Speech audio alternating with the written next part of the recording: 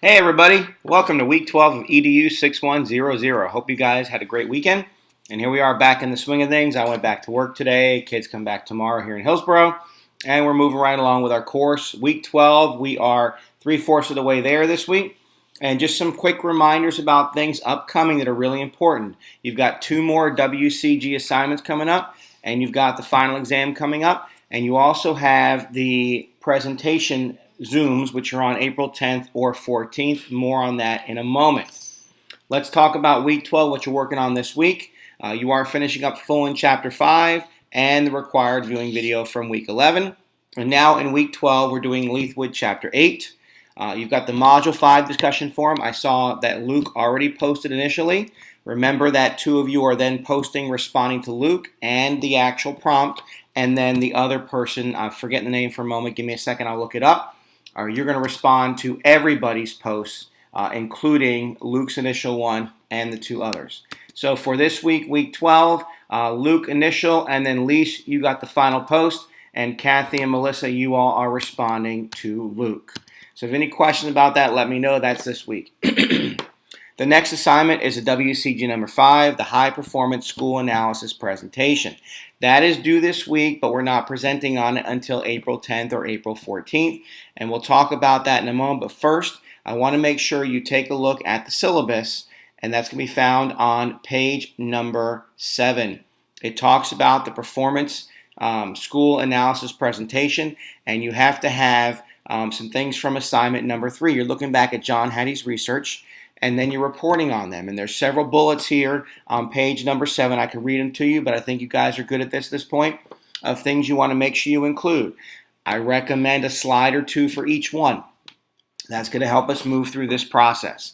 So that's that piece there. Also, don't forget to look at the rubric where it does talk about having examples. And you got to have, for the outstanding, the 3.0, you got to have at least 2 in each area. So do make sure you look both at page 7 of the syllabus and over at that rubric to make sure you have all those items. And if you're missing something, you guys let me know and I'll get it to you.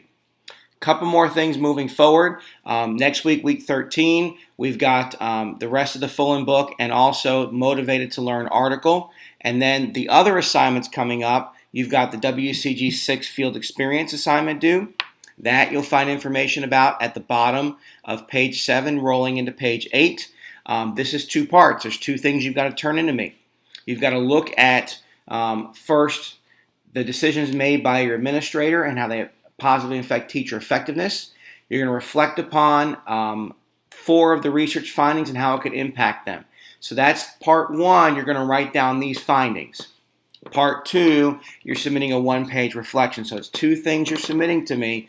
1 is that analysis, and 2 is that reflection for you. And again, take a look at that. Take a look at the rubric. It's always helpful to have those rubrics out when you guys are working on this to make sure your assignment covers everything. You're looking at a couple of weeks of journal entries there, so do make sure you read the rubric. And any questions about that, do let me know. The last thing I want to focus on is the final exam. That is waiting for you come the 23rd of April, and it's going to close on the 27th of April. Just like last time, it's like 7 questions. They're all essay, and I want you to be working on that. You have a 4-hour time limit, and I'll go over some review things again as we get a little bit closer to that piece. So that's it for that. I do want to spend a few minutes now talking about the remainder of our textbooks. And I want to start because we're going to be working on the Leithwood book this week, is chapter 8 in Leithwood. And this section talks about turning around leadership up close and personal. And it gives you really a list. And so as you're reading this chapter, I want you to be looking at things like tracking turnaround results, setting direction, having approaches for improvement, how you distribute your leadership. That's an important piece. We've talked about that previously in this course and the law class that we did last fall. Positive results, things you're looking for, sustaining that improvement. And again, remembering it's not all perfect. You're going to have road bumps here and there along the way, and that kind of happens. There are some really good selected samples in this chapter to kind of help you. And in this, Leithwood and his co-authors go through each of those items and kind of point out where those things are happening in those sample schools. It really is a great reference for you as you are working towards becoming a school leader and most likely in a turnaround school. The next chapter, chapter 9, is really kind of like the meat and potatoes of what this book's about. It's moving from turnaround to stay around. And I have a lot of friends here in Hillsborough who went to turnaround schools that were F schools for many years, and they have turned their school around to a C last year. What they're hoping this year is they don't fall backwards. And a lot of schools do that. They get that bump. They go from F to C. And the following year, they're back to a D again. So he talks about sustaining turnaround. Talks about getting that performance. Talks about various areas to do that. And 8 real important lessons that he has found, he and his authors found, from looking. Such as collaboration, trust, continuous efforts to regenerate cultural norms, looking at how to network and make sure you sustain performance. Those things are all important. And of course, the last chapter in this text, chapter 10, just talks about 4 key leadership practices to reach high performance: rational, emotional, organizational, and family. As you're reading about that, look into those 4. Little hint here, test question on that piece on which one really impacts you the most and how you can use it. So as you're reading through this, I want you to be thinking about that piece there. And he does give you various conditions along those lines. The last 3 chapters kind of just sum up what we've done in this text so far, really give you a great perspective on what turnaround leadership is all about, and realize that no 2 schools are the same, no 2 years are the same, and every time you move around or change significant pieces, that piece changes as well. I've seen friends of mine who have been successful in one turnaround school and not in another. So you got to really look at each situation in perspective and realize that. One of the big things, if you watch Hillsborough's news right now, is several teachers went to the last board meeting claiming don't move our principal. The rumor is one of our high poverty schools, it's been low performing, but they've gone up from an F to a C. They now want to move that principal. And the teacher's like, no, we just got started. You don't move them now, and then we're going to go backwards. So that's a big thing to think about, is sustaining leadership and keeping someone there. Yeah, they may be a good fixer, but can they keep that piece going? And that's important. So that is the Leithwood text. In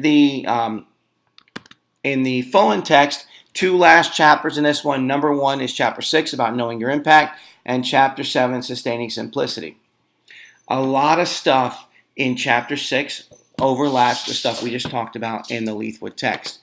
It talks about stats. Now, this is a really neat piece because you guys, I think all of you, are going to be with me in the EDU6550 class this summer, summer 2, starting at the end of June. Great class about data. Data is great, but sometimes data can overwhelm you and help you to lose focus on what is really important. And so the disease piece is really important to read through in Fullen's chapter. Talks about things like being overconfident, looking at skimming and missing details, looking at not understanding how we learn from the past. Mistakes, we don't want to make mistakes, but you know what? You're going to make them. It's going to happen. And we got to realize that we're all human. But he gives you cures. He gives you areas to look at, like admitting mistakes and looking at climate of openness and critical feedback. But I think the most important thing is looking at techniques for getting to know yourself, know what your strengths are, know who you need to bring around. A good friend of mine at one of our high schools says, I'm not an instructional leader. She says it. She's not a very good instructional leader. So what does she do? She surrounds herself with those types of people. Last but not least, celebrate success after it happens, and obviously not before. The last piece goes back to something that we talked about way back in the first half of this course, being a resolute leader, collaborating, confidently learning, knowing your impact, but most importantly, that practice drives theory. You got to make sure things work, and then you can figure out how to sustain that simplicity, and make things go forward. Really good stuff here in the last couple chapters of the Fullen text for you to look at and to kind of focus on. So that's it for this week. We're really winding things down. Again, 2 assignments this week. You got discussion forum number 5. Those of you posting in response to Luke, please try to post by Friday so that Lise can then go back in on Saturday, Sunday, or Monday and post a response. That way we can kind of move forward with that piece. And then, of course, the presentation, which, as a reminder, we're going to be doing presentations. So you need to be at both sessions for those presentations. Again, the first one is going to be on April 10th.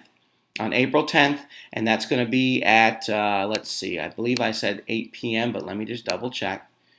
If my calendar would cooperate.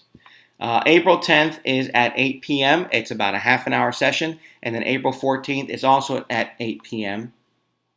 I believe I have those right. If I am wrong, you guys correct me because I may have put that wrong.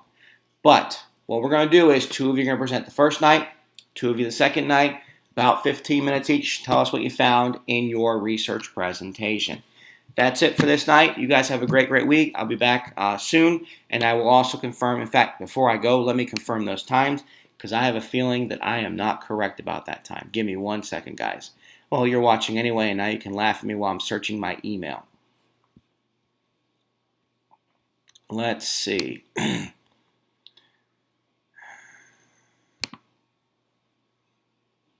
April 14th is 7 p.m. April 10th is 8 p.m. So the Thursday night, April 10th, is at 8 p.m. Sorry, Wednesday night, April 10th at 8 p.m. And then the Sunday is at 7 p.m.